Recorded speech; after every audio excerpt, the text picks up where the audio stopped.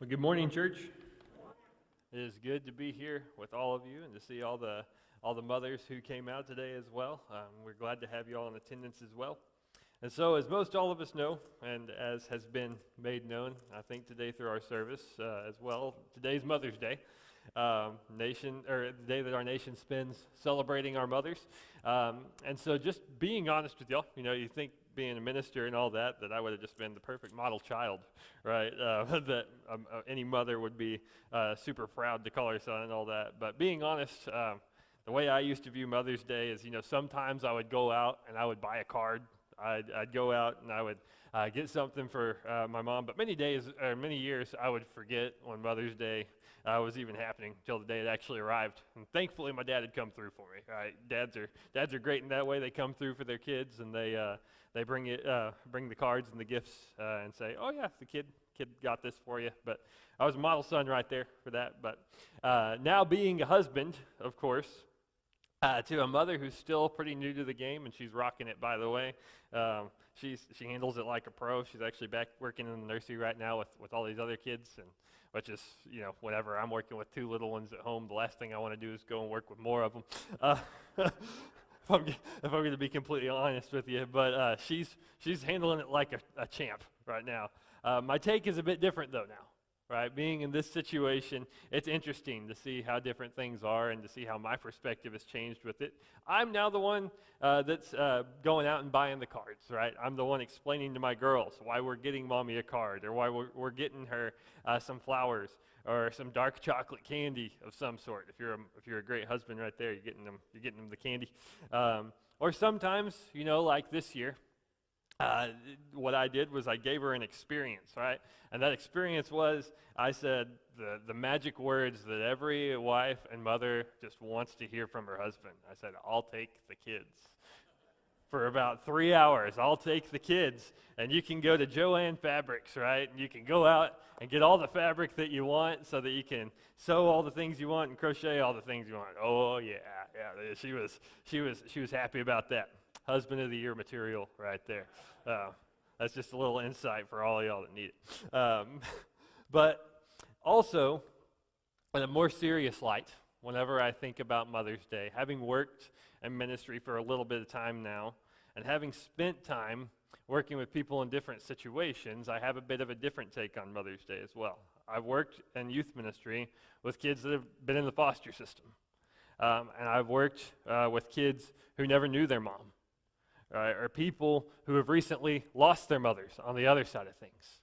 And so, as Steve said earlier, and I want to thank him for doing that, Steve knocked it out of the park with that communion talk. He stole part of my sermon. So thank you for that, Steve. But no, it just adds to the greatness of this. But for those that, the way that we often see Mother's Day, I think, is that we often see it as just this time for celebration, and we often overlook those who may only find this to be a day of hurt, right, or a day that's a reminder of the things that they don't have. And so for those people that go through those experiences of having struggles having children, or those that have lost a mother recently, or those that never knew their mother, I want you to know that you are not forgotten. I want you to know that we think about you, and that we honor you, that we want to be there for you as well. I want you to know that, as Paul says, as he makes known in 1 Corinthians 12:26, that with those who are suffering, we walk with you just as much as those who rejoice as well. That's what the body is called to do. And as we think about this, how the church is called to walk together, I want to bring us back to that passage that was read by Randy just a little bit ago. We have some well-known verses here. And these verses are the motto of many a youth minister out there. You can ask them, and a lot of youth ministers use this as their whole driving force behind their ministry, and for good reason. Right? Within them, we have that greatest commandment that we're given. You shall love the Lord your God with all your heart, and with all your soul, and with all your might.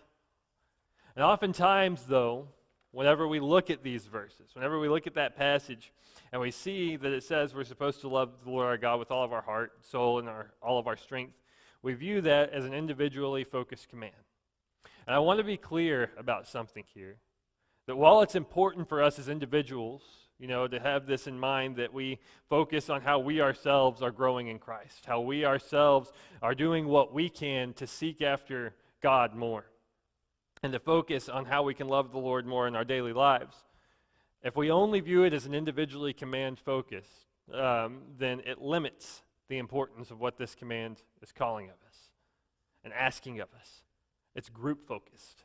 It's community focused. If we look right before it tells us to love the Lord our God with all of our heart and soul and strength. Notice what it says there in verse 4. Hear, O Israel, the Lord is our God. The Lord is our God, the Lord alone.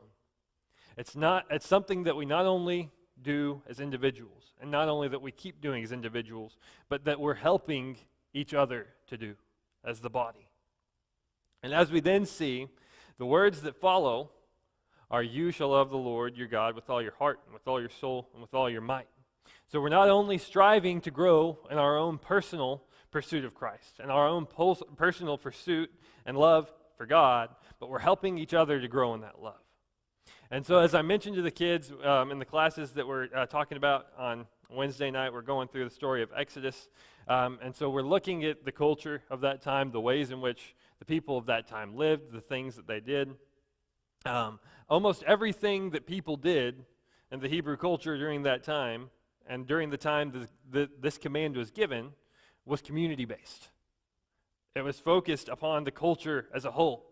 They were there for each other, and they didn't want to let each other down. They sought to bring honor to their people. They sought to bring honor to their family. They sought to bring honor to their community around them.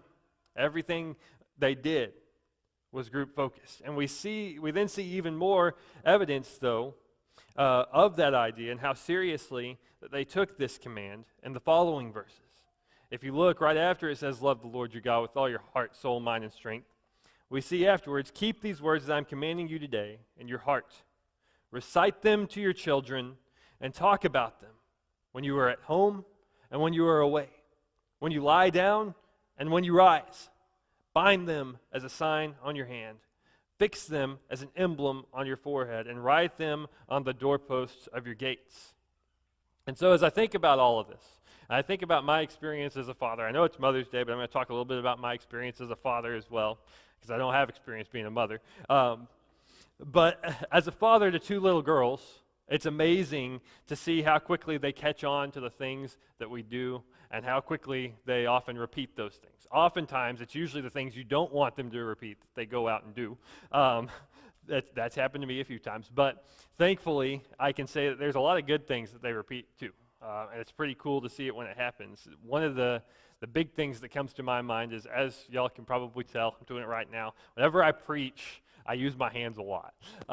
That's just a thing. I know there's some preachers that they just can keep completely still, but that's not me. I have to make it visual. And sometimes I think that helps. But anyways, I guess my daughters caught on to this, because whenever we were in Plains and I was preaching out there, again, this is a small community, small church, so oftentimes it would happen that while I was preaching, Eleanor would often run up during the middle of my sermon, either onto the stage or behind the podium, and she would run up to Daddy and get in his arms.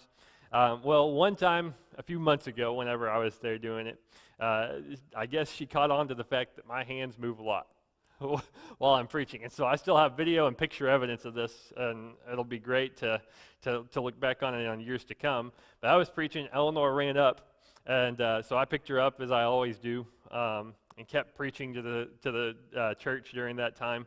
It's a great workout. But as I'm sitting there holding her, Eleanor realized, oh, Daddy's got one arm going, but his other arm's here holding me, so he can't use it. So there's picture evidence of me moving my hand on my left side, and then Eleanor's got her hand moving on the right, helping Dad preach.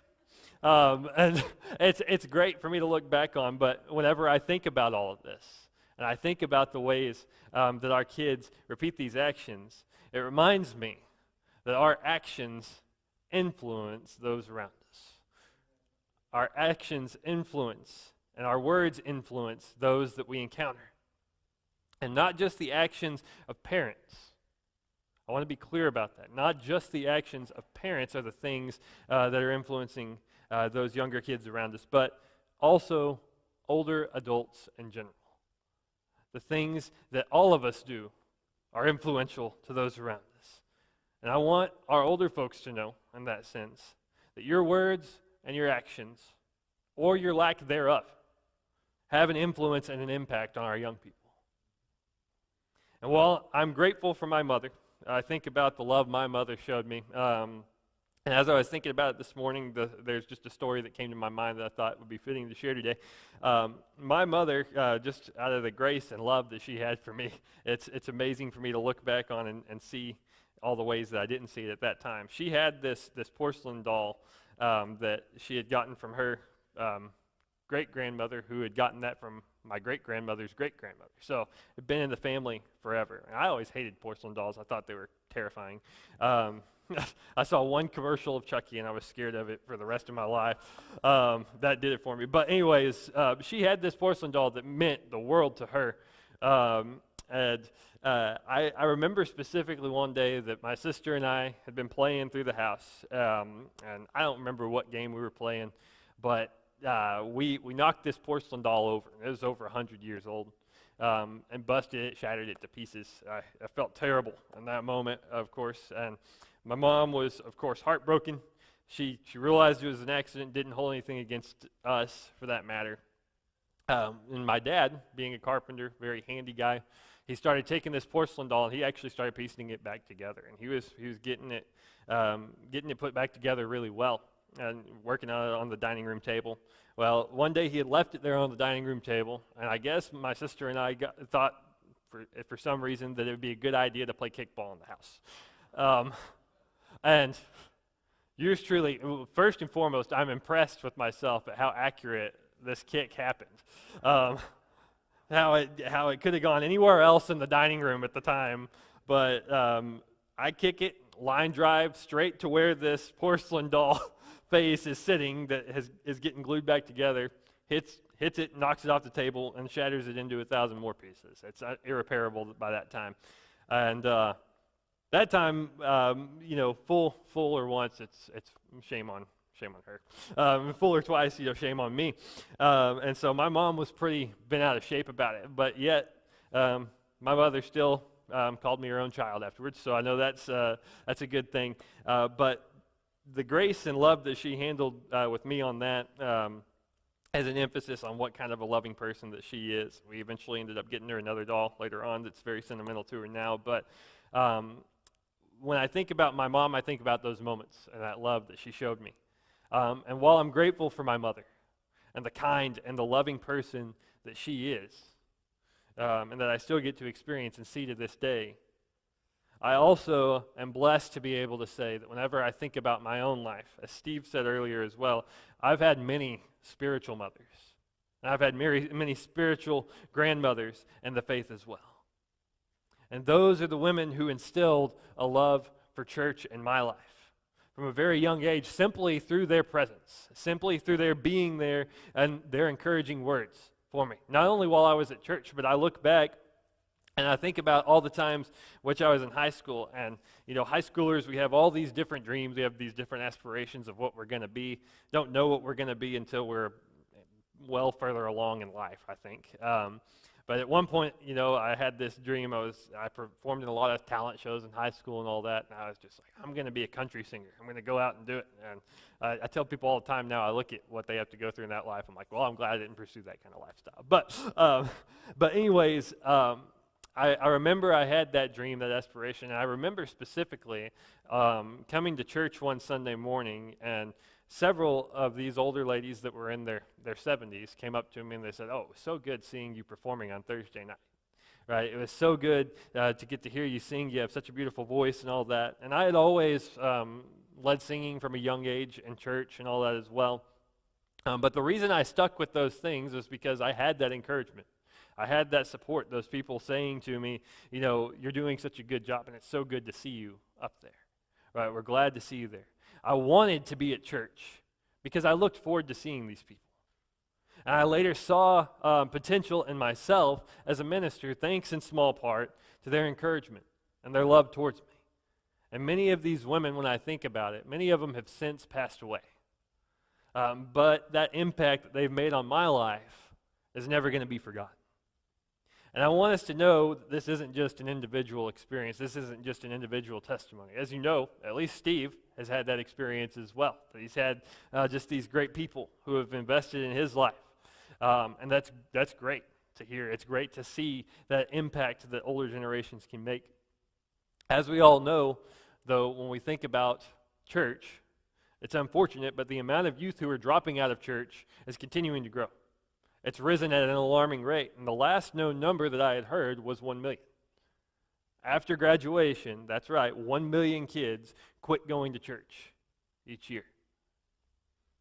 Now, I just want to give us a moment to let that sink in a little bit, because that's a big number. That's 10 million kids over the next decade. And as always, things like this don't just happen, right? It doesn't just happen out of nowhere.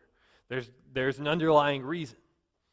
And so oftentimes whenever I think about this, and I think about my own experience in church to an extent, the question that comes to my mind is, are we giving our youth a reason to want to stay in church? The words that we read earlier, right, these words from Deuteronomy that we look at are a preamble to the Jewish law. In other words, they set up the basis of what all of the laws contained within the Torah are trying to achieve, right? This idea of loving the Lord our God with all of our heart, soul, mind, and strength. And as Moses is giving his farewell address, in a sense, as he's getting ready to part ways with the Israelites as they go off to the Promised Land, he thought it of the utmost importance here to make sure that these Israelites knew that they were to love God with all of their being, but not only that they love God individually with all their being, but that they specifically teach their younger generations to do the same. Teach them to your children, recite them to them as they're going to bed at night. He saw that importance. He saw that basis, that foundation behind the law. And I have to ask the question, do we still have that same basis in mind today? I had a discussion the other day over lunch with one of our members, great respect for his thoughts and his mind, and we had this discussion about how sometimes we don't disciple very well. Whenever we think about Church of Christ in general, not saying our congregation, but just Church of Christ in general, sometimes we do a good job, I think, of welcoming a lot of those who look similar to us. But how is it that we respond when those that look vastly different come through our doors?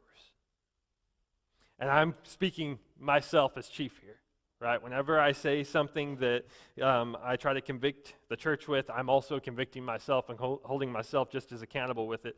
But we like to feel good, right? We like being around those who help us to feel good in our faith. But what about the times when following Christ gets uncomfortable? What about the times when we're together and it gets uncomfortable? Are we willing to struggle? Are we willing to grapple in our faith? And are we willing to allow others to see us engaging in that wrestling? Moses, again, saw the importance of the journey of what loving God with all of our heart and soul and might looks like. He saw the importance of teaching it to those that we raise up as well. And the key word there is we, the people that we're raising up. I say it a lot, and I'll say it again. We're all ministers. Right? That's something that we need to focus on, is that all of us are called to be ministers. Every person and every generation that attends here has that opportunity to minister to one another and to learn from one another. There's things that our older folks, plenty of things that we can teach our younger folks about life, about the things that we've experienced in this life and how we encountered that, how we wrestled with those situations. But our younger folks can also teach us a whole lot about the new things that we might not know about that they're experiencing. There's new kinds of stress coming in all sorts of new and different ways than what I ever could have imagined even 10 years ago. Right? I'm not that far removed from high school, and yet they face a world of different difficulties than what I did. And it's good to hear from them, to know what those difficulties are, to see how they're handling those things, and how I can help walk with them through it. And the same goes for all of us. So many of us bring so much good experience that we can help those kids walk through it with as well. But we have this opportunity to learn from one another. And it starts with relationships. I firmly believe that the process of learning and growing from the influence of another most often comes from having a relationship with that person, right? Are we willing to sit? Are we willing to take the time to learn about one another and to learn from one another in order to grow together? And when younger people see us, right? When younger people see older adults living and wrestling in our faith, yet they also gain an understanding that that's a normal process of spiritual growth, right? When they see that wrestling is a normal part of the process of spiritual growth, it's going to lead to questions on their end. And questions lead to discussion, and discussion is what leads to growth. And so when we think about all of this, they won't feel so alone or like they're doing something wrong in their own personal faith experience when they encounter doubts or when they encounter struggles. Again, like I said, I'm thankful for the relationships that I built with those around me in my congregation. Those relationships are what were kind of strong enough to keep me thinking that I could continue on into ministry, into the church. Also, other experiences working with younger kids as well. But I also grew up in a church where I couldn't really encounter doubt all that much. I didn't really get to experience a church that allowed those kind of searching questions until I got into college. And thankfully, that church took me in as a home as well, right? And I had a lot of older people there that invested in me in this way that I'm talking about and showing me that struggle is okay, right? That struggle is a normal part of growing in faith. And so that question that I ask here is that, are we walking with one another, right? Are we showing that example? Are we doing what we can to grapple in faith together, to walk with one another, and to build one another up in that? And so as I think about all of this, there's a phrase that comes to my mind, and I'll say it here in a second. I had a conversation with Betty and Lenita as we're getting ready for the seniors class. I get to enjoy that experience every Wednesday, and boy, is it a ride, right? You never know where the conversations and the topics are going to go in that class, which is great to me. I like to be a person who's kind of very orderly when it comes to lessons and all that, and so it's cool to get to see things go off topic and off course. And whenever my ADD mind gets in there, it's great. But as we're heading to this class the other day, I was talking with Betty and Lenita, and they asked me how things were going with the girls, and I said, well, one's 3, one's about to be 10 months, so they're definitely keeping us on our toes. And Betty said in that moment, she goes, boy, do I know it. She said, I dealt with 5 of them. And I'm sitting there thinking, oh my goodness, 5 of them. I said, well, were they at least like far enough apart to help you out? She goes, oh no. She said 5 within the first 5 years. And I was like, oh my goodness, you're my hero right here in this moment. Like, I can't imagine being able to do that. And then Lonita told me about people that she knew that had like 10 kids all at once. I'm just like, how did they do it during that time?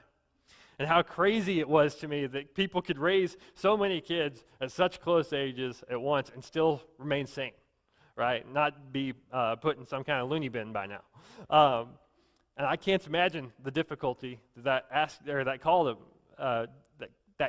of them. But they made it through. And as I was talking with them, they talked to me about others during that time coming to their aid to help them with raising their kids. They had people that were coming and surrounding them and supporting them during that time from all walks that were helping them raise their kids. And as I thought about that, the first phrase that came to my mind, we hear it a lot today, but it takes a village. Whenever we think about that, when it comes to raising kids, whenever it comes to family units, it takes a village to make that happen. And the same goes for the body of Christ. The body of Christ is also a family in itself, and it takes a village walking together to help that body function properly. As has been said, all of us have that opportunity to impact another generation of the body for the better. So may our youth, as we think about this, may our youth know that you are seen. Right? Know that you're seen by this congregation, that these members here, our older members, want to know you, and they want to know more about you. And may our older folks know that you have not been forgotten either, and that there's still very much that you can contribute, that there's still very much of an impact that you can make on the generations around you. Again, I think about those who impacted my life, and I can't thank them enough for what they've done for me, and that can still happen today. On this Mother's Day, While we are grateful for our personal mothers that we have in our families, of course, may we all step up to be a spiritual family, to be the spiritual parents in the faith that we know that we can be. May we be the spiritual family that God intends for us to be. If you have any need, please come as we stand and as we sing.